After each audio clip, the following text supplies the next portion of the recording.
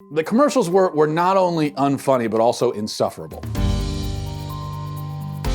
And there was this running feminist theme throughout all the commercials, which is good because the approximately zero feminists who watch football must have really appreciated all of the sucking up that the commercials were doing to them. These vague platitudes, female empowerment, all that kind of stuff.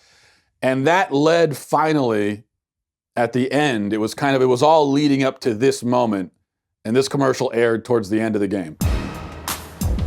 When girls face their challenges, they're stronger. I'm a hat! When girls work together, they realize their value.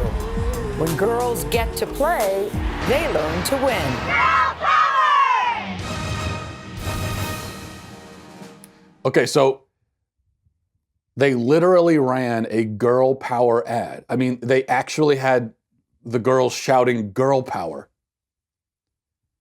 They ran a girl power ad with little girls in football pads during the Super Bowl.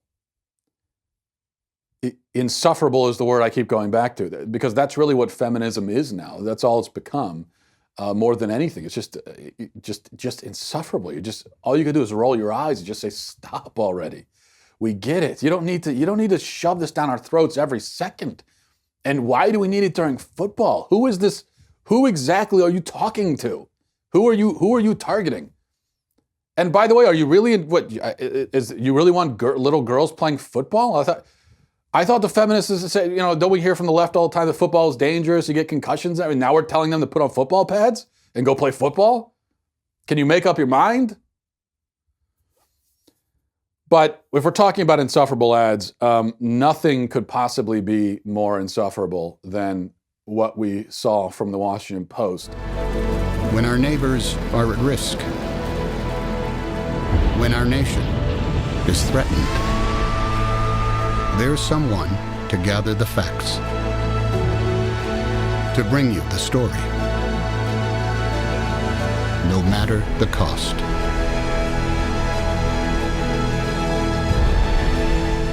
Now, I just want to focus on one thing. There are a few things in that ad that we could look at, a few ridiculous elements to it. But there's just one thing that jumped out at me. Maybe it jumped out at you as well. The narrator, Tom Hanks, said, trying to show us all the sort of moments and times when we need the media there, right? We need the truth tellers in the media. And he said, when our nation is threatened. And what did they show an image of to illustrate our nation being threatened? What did they show? Well, first of all, let's think. What comes to mind for you from let's say, the last 30 years? When you think of our nation being threatened, when you think of a moment, an event where our nation really felt threatened, where everyone was, where it felt like we were under attack, what comes immediately to mind? Well, we all know September 11th.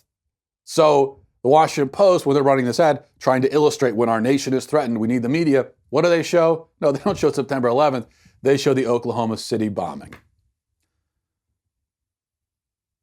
If you think that wasn't completely intentional, then I've got news for you. That was definitely a decision that was made. There was some real thought behind it. That wasn't just, they were just grabbing for some random piece of footage to put there to go with our nation being threatened. No. That's a conscious decision. No, we're not going to show September 11th. We're going to show Oklahoma City because Oklahoma City was a white domestic terrorist attacking us, whereas September 11th, well, those were Islamic radicals, foreign Islamic radicals attacking us. So ironically, as the Washington Post is running this ad to pat themselves on the back, congratulate themselves, and try to demonstrate how necessary they are and what great work they do. Instead, they illustrated for us exactly the problem with the media in our society. It's exactly that kind of thing. It's oftentimes it's kind of subtle, not very subtle. I mean, it's also pretty obvious. Kind of subtle, But there's always that little bit of manipulation. I mean, they inject propaganda into everything.